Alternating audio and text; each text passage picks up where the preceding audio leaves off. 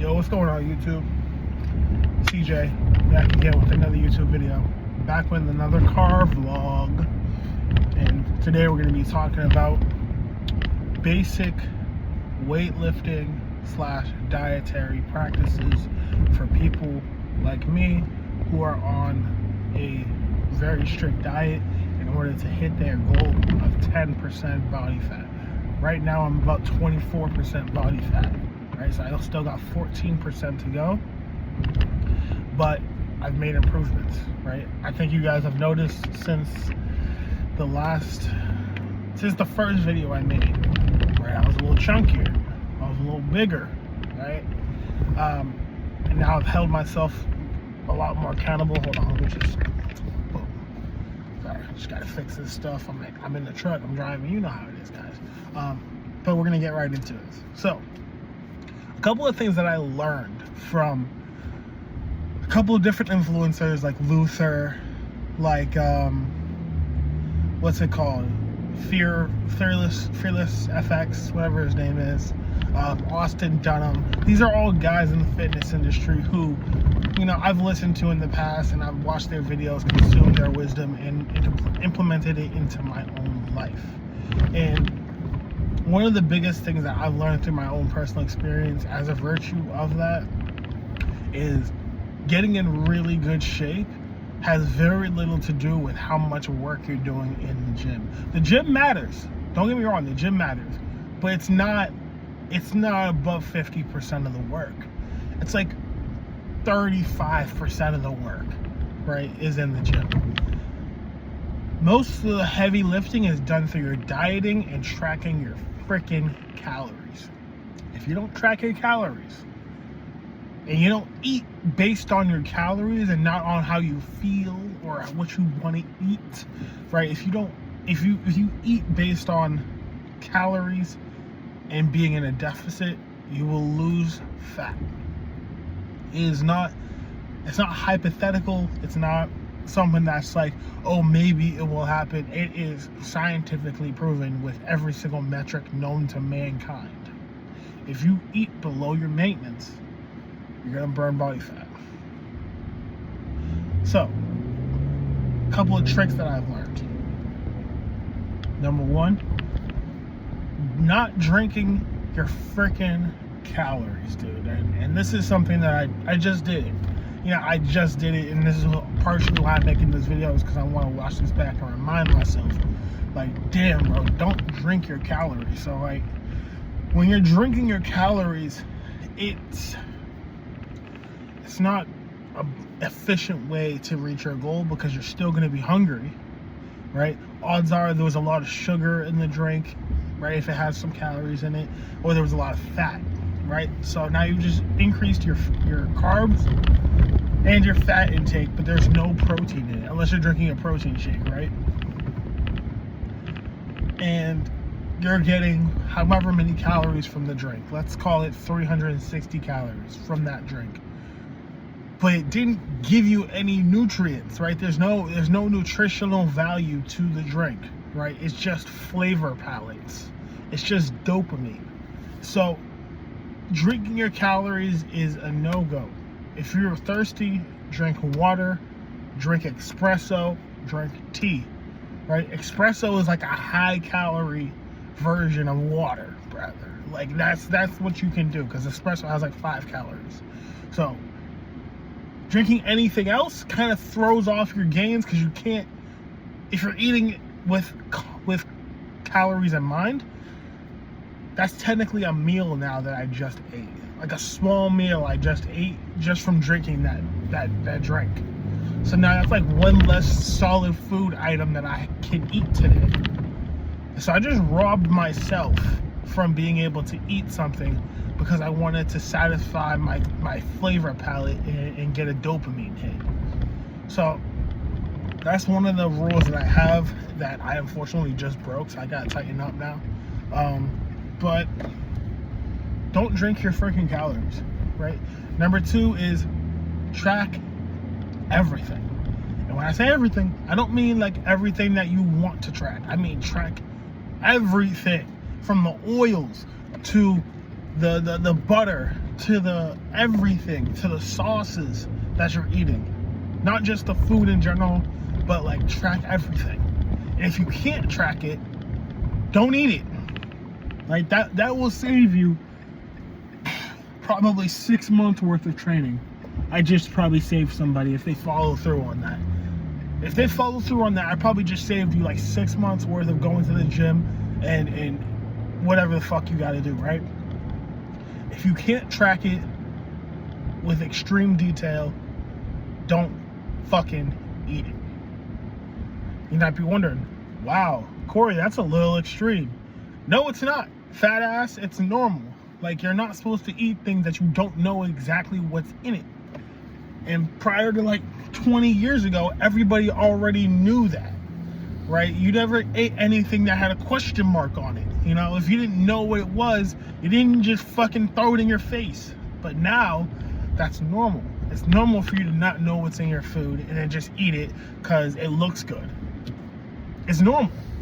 And it shouldn't be. It's a terrible social norm. But I digress. If you don't know what's in that food, don't eat it.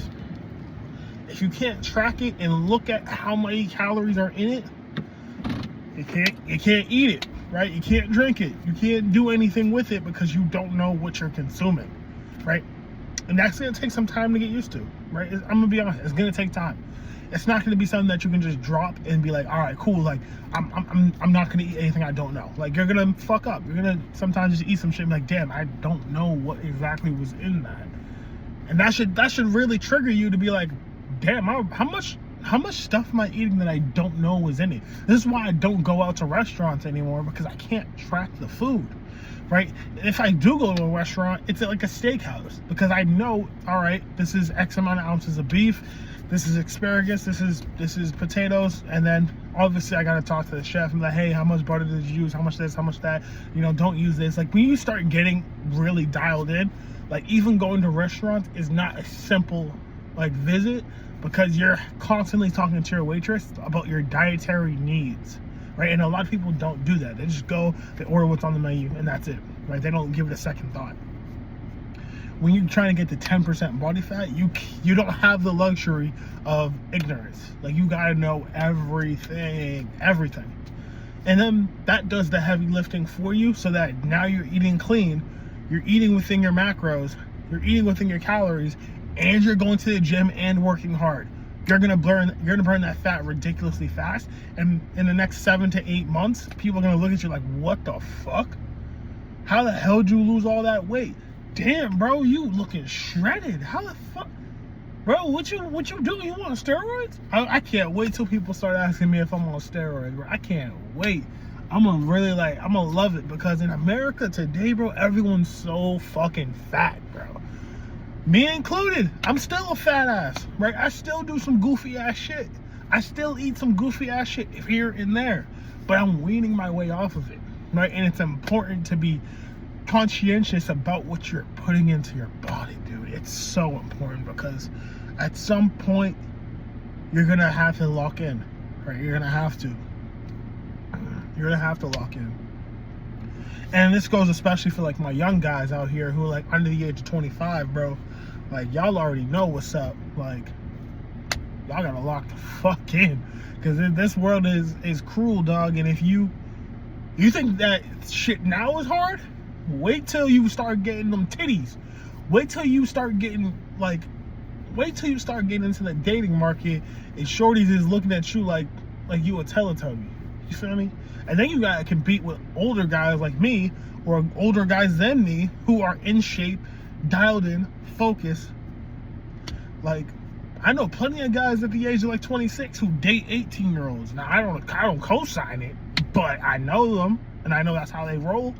So, for all you young guys that's 18, 19, 20, your girl can get taken by a 26-year-old like that. And she'll go for it, because he's more mature. He's gone through life. He has more resources than you. He can just snag your girl whenever he feels like it, especially if he's lean.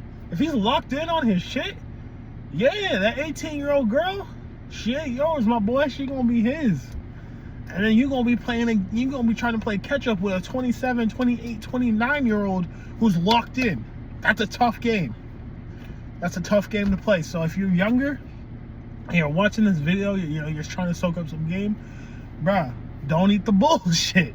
Stay away from the bullshit, bro. Just stay away from the bullshit. That's all I can tell you, bro. Just stay away from the bullshit. If it looks like goofy shit, if it sounds like goofy shit when you saying it, it's some goofy shit. Like, it's some goofy shit. Don't put that shit in your body, bro. It's that simple. Like, but it's really difficult, I know, for a lot of guys to go to the gym every single day, especially on days I don't feel like it. Here's my advice to that. Stop being a fucking bitch. You're being a bitch. You know what I'm saying? You have to stop being a bitch. Go to the gym, regardless of how you feel. It's like that simple. Because I'll tell you one thing. I used to be that fat dude saying that shit. Like, damn, bro.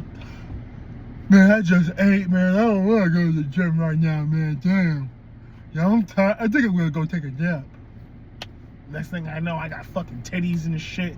I'm sweating underneath my titty and shit. I'm like, what the fuck? I didn't know you could sweat underneath your titty. Yeah, boy. This shit get grimy, boy. So, what I decided to do was, instead of like getting a workout done as my goal, I was like, damn, I'm just gonna step in the gym and take a walk around. I didn't even commit to working out. I just was like, get into the environment first, right? Go to the gym, put my stuff in the locker, walk around one time. And if at that point I still don't feel like working out, grab my stuff and I'll leave. I think once I established that rule, I probably only did it like 1 or 2 times, where I've just walked in, looked around, watched everyone work out, and then not did anything. I probably did that like twice in like the first year. And then I was just like, every single time after that, it's like, all right, I'm already here. You know, everyone's already getting a pump. I might as well just like lift something, right? I started lifting some dumbbells. All of a sudden, I'm starting to get a little bit of a pump. And I'm like, oh, damn, I kind of like this. I hop on the treadmill a little bit, do a little bit of walking. I see the guy next to me is hitting full sprints and shit. I'm like, all right, let me hold on. Let me run a little bit faster. This doesn't think he's nice. I'm faster than you. And all of a sudden, I get a full workout done. It's like, damn, I didn't even want to do the workout. Just because you don't want to do it doesn't mean you're not capable of doing it. It just means you're in the short term, you're not getting your dopamine hit from the workout yet. So, AKA, stop being a bitch. Stop being a bitch, right? That simple. I say all of this to say, getting to 10% body fat will be a revolutionary change for any man or any woman.